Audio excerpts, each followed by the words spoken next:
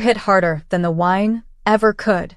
We were halfway through dinner when my sister Chloe leaned back in her chair, swirling her glass like she was auditioning for a commercial, and said loud enough for everyone to hear, "You know what's funny?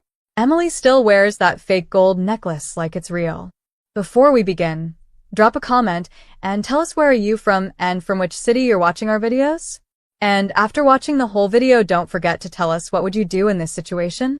Be honest, tell me in the comments below. We read every comment. Let's begin. The table froze. Then Mom chuckled, eyes flicking toward me with that familiar, condescending smile. "Well, sweetheart," she said, dabbing her lips with her napkin, "it matches her.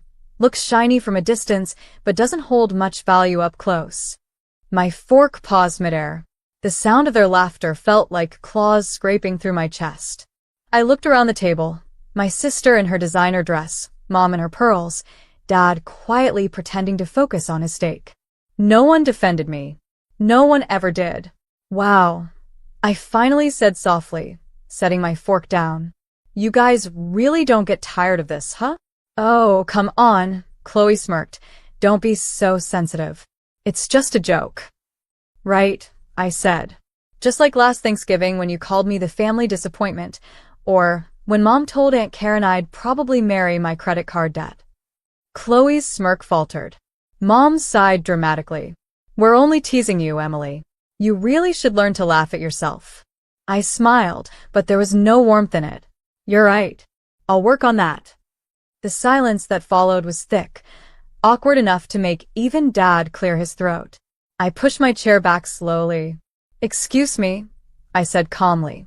"I've got an early morning." Chloe rolled her eyes. "Big day at your thrift store job?" I didn't respond. I just picked up my purse, walked out, and closed the door behind me. My hands were trembling when I got into my car, but not from anger, from adrenaline. The kind that builds right before a storm. I sat there for a long time, staring at that fake, gold necklace hanging against my collarbone. It wasn't fake. I'd known that for weeks. A few months ago, when I was cleaning out Grandma's old attic, I'd found a certificate tucked behind one of her sketchbooks, a faint signature from a Parisian jeweler dated 1941. The same name engraved on the clasp of this necklace. Curious, I'd taken it to a private appraiser. When he examined it, his hands actually shook. He told me it wasn't costume jewelry, it was a lost artifact. Handcrafted from a unique gold alloy, part of a missing wartime collection. Its worth? Somewhere around $2.8 million. That night, while my family mocked me over dinner, I had already scheduled something big, something that would change the way they looked at me forever. So instead of crying, I opened my phone, pulled up the invitation draft I'd been working on, and started typing. The Alcott Family Charity Gala. Hosted by Ms. Emily Alcott. Location: the Metropolitan Museum Hall, 7 p.m. Then I attached a single photo, the necklace glowing under studio lights. My fingers hovered over the send button as I whispered to myself, "You want to laugh? Let's make it unforgettable." And I pressed send. That night, I didn't fall asleep thinking about what they said. I fell asleep thinking about their faces, tomorrow, when they'd finally see what I'd been wearing all along. The next evening, the air outside the Metropolitan Museum buzzed with camera flashes and murmurs. Elegant cars lined the curb, their headlights washing across the marble steps like liquid gold. I stood just inside the entrance, calm, collected, every detail of the night planned down to the last breath. A young woman from the museum staff adjusted her headset and turned to me with a polite smile. "Ms. Alcott, the press is already here. Would you like us to begin the introductions?" "Yes," I said softly, keeping my eyes fixed on the main doors. "Let's start." Minutes later, I saw them. My mother, sister, and father, stepping out of a black SUV. Chloe wore a sequined gown that screamed for attention. Mom clutched her purse like she owned the place. Their laughter carried even from outside. They had no idea. As they walked through the glass doors, Chloe looked around, clearly stunned by the grandeur. "Wait," she whispered, glancing at the crowd of well-dressed guests and photographers. "This can't be her event." Mom scoffed. "Relax. She probably volunteered to help with the catering or something. Their words barely grazed me anymore. The same people who had mocked me now stood beneath chandeliers worth less than the necklace they'd called fake. I greeted them with a composed smile. "You made it." Mom blinked at me, then forced a thin smile of her own. "Well, of course. Your email sounded important. But really, Emily, what's going on here?" "You'll see," I replied. "Please, enjoy yourselves until the presentation starts." I walked away before they could reply, leaving them in the middle of a sea of strangers who nodded to me, not them. The room glowed in golden light. Waiters moved gracefully through the crowd, glasses of champagne balancing on silver trays. Every now and then, I caught Chloe trying to whisper questions to random guests, her confusion turning slowly into unease. At precisely 7:30, the museum director, Mr. Reynolds, stepped onto the small stage near the center of the hall. His voice echoed warmly through the speakers. "Ladies and gentlemen," he began, "thank you for joining us this evening for a remarkable occasion. Tonight, we honor a rediscovered treasure, a piece of art and history thought to be lost forever.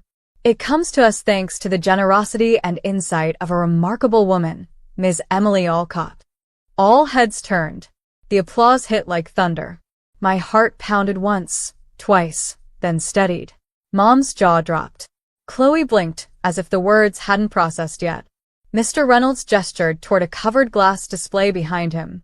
"And now, we reveal the Alcott heirloom necklace, circa 1941, estimated value, $2.8 million. The velvet cloth lifted, and the entire hall gasped. There it was, gleaming under the lights, each diamond refracting like captured stars.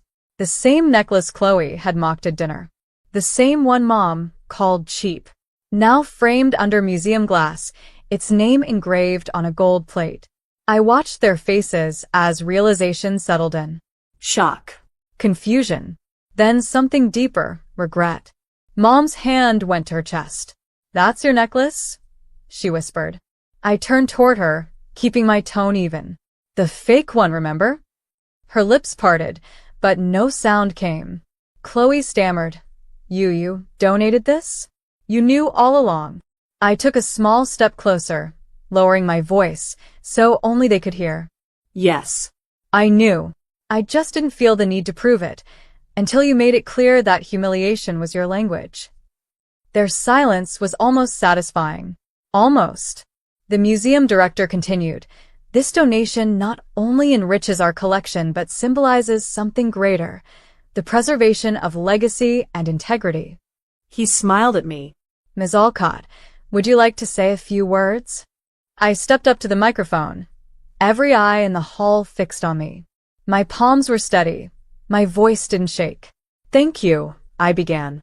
"When I first found this necklace, I was told it might not be worth anything, that it looked too plain to be valuable.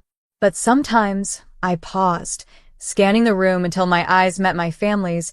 The most extraordinary things are overlooked, not because they lack worth, but because people refuse to look closely." A quiet ripple moved through the audience. "Value," I continued, "isn't defined by appearance or opinion. It's defined by truth. And tonight, that truth finally shines." Applause filled the hall. Chloe looked ready to sink into the floor. Mom's eyes glistened, torn between pride and shame. When the applause softened, I stepped down from the stage. As I passed them, Mom reached out. "Emily," she said softly, "we didn't know. You should have told us." I met her gaze, calm but cold.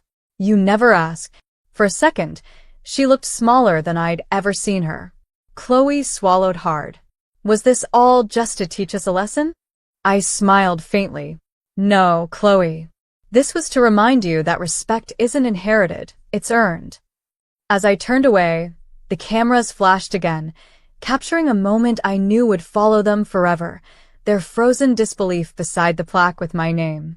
And in that blinding light, for the first time in my life, I felt weightless, free of their laughter, their judgment, their endless need to remind me where I stood.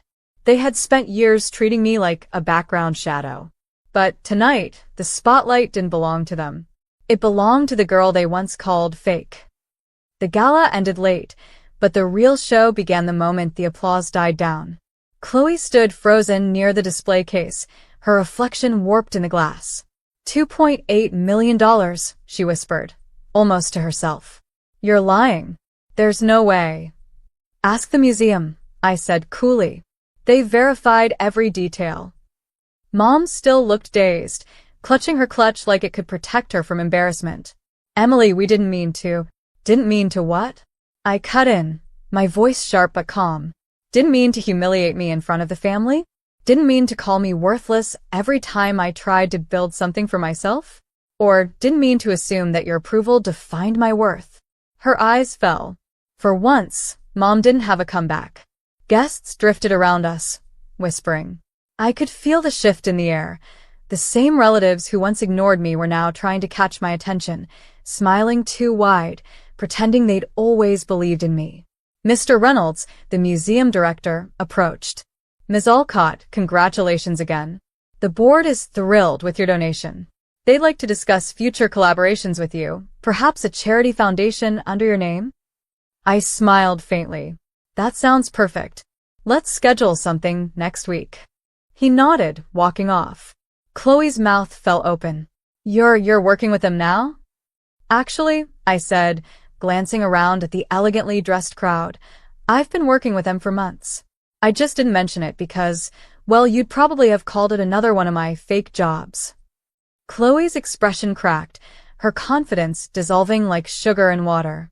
So, all this time, you knew? You planned this?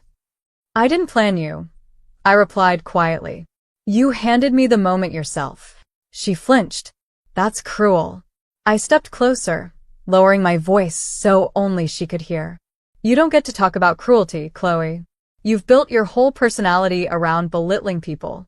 Every dinner, every holiday, you needed someone smaller to feel tall. Well, congratulations. I pointed subtly toward the crowd, people now surrounding the necklace display, reading the golden plaque with my name engraved. Tonight, you finally got the attention you wanted. Just not the kind you expected. For a few seconds, silence swallowed us. Then Chloe turned and stormed off toward the exit, her heels echoing like angry punctuation marks. Mom lingered. Emily, we made mistakes. I nodded slowly. You did. Her voice cracked. Can we start over? That one question, the kind I used to dream of hearing, didn't sting the way I thought it would. It just felt late. Too late. I don't hate you, Mom, I said softly. But I've stopped needing you to see me. Her eyes shimmered. She opened her mouth, but no sound came. Instead, she just looked at me like she was realizing, maybe for the first time, that I'd outgrown the space she'd forced me into. I turned away, catching my reflection in the glass case, the necklace glowing behind me, my name shining beneath it. For the first time, I saw myself not as the outcast or the overlooked daughter, but as someone who survived being underestimated and turned it into power. Outside, the night air was crisp. The city lights glimmered like scattered jewels. I stepped onto the museum steps and exhaled slowly, watching the breath leave me like old memories drifting away. Behind me, the sound of cameras still clicked, echoing down the marble hall. Every flash, every whisper, every stunned face, it was more than validation. It was justice. And as the door closed behind me, I smiled to myself and whispered, now they finally know what real gold looks like. Sunlight poured through the curtains like it had something to prove. I sat on the edge of my bed, scrolling through my phone, dozens of messages, hundreds of notifications. The gala photos had gone viral overnight. Local woman donates lost $2.8 million artifact was plastered all over social media. My name, the one my own family used to mock, was trending.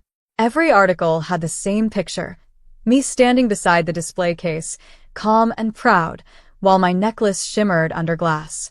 In the background, blurred but still visible, were my mother and sister, faces pale with disbelief. The poetic justice was almost cinematic. My phone buzzed again. A text from Mom. Emily, we're proud of you. We didn't realize what that necklace meant. Can we talk? Then another, from Chloe. Hey, I said some awful things. You didn't deserve that. Maybe we can start over. I stared at the screen for a long moment. I should have felt satisfaction. Maybe even joy. But what I felt was peace. The kind that doesn't need validation anymore. I set the phone down and walked to the window. Across the city skyline, the museum's glass roof glimmered in the morning sun.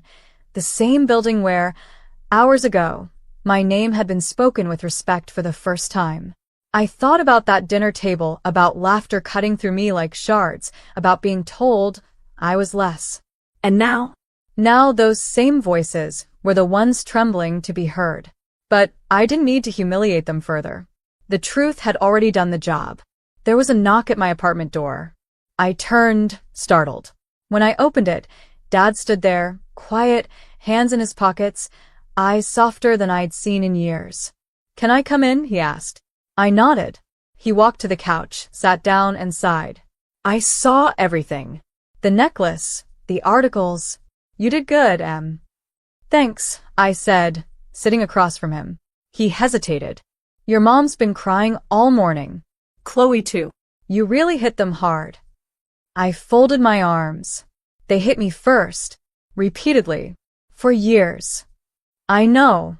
His voice dropped low. "And I should have stopped it. I didn't." That caught me off guard. Dad never admitted fault, ever. He looked down at his hands. "Your mother, she grew up thinking money meant everything. She pushed that onto all of us. But you've got something stronger. You've got heart." My throat tightened. I didn't expect emotion from him, not after years of silence. He met my gaze. "You proved them wrong. But more than that, you proved yourself right." For the first time in years, I smiled genuinely. "Thanks, Dad." He stood, gave me a small nod, and said, "You did what I never could. You made them listen." After he left, I glanced again at my phone. The messages from Mom and Chloe still waited, blue bubbles blinking like ghosts of old wounds. I typed a reply, short, measured, true. "I forgive you, but I've moved on." Then I pressed send. The quiet that followed wasn't empty. It was clean, like a reset after a long storm. I reached into my drawer and pulled out a small velvet box. Inside was a replica of the necklace, same design, less value, made of simple gold. I fastened it around my neck and looked in the mirror. This time, I didn't see the girl with fake jewelry. I saw someone who had rebuilt herself, piece by piece, until she became untouchable. Outside, the city moved fast and bright, but I wasn't rushing anymore. I whispered to my reflection. They thought I wore something fake. Turns out, I just hadn't shown them the real me yet. And for the first time,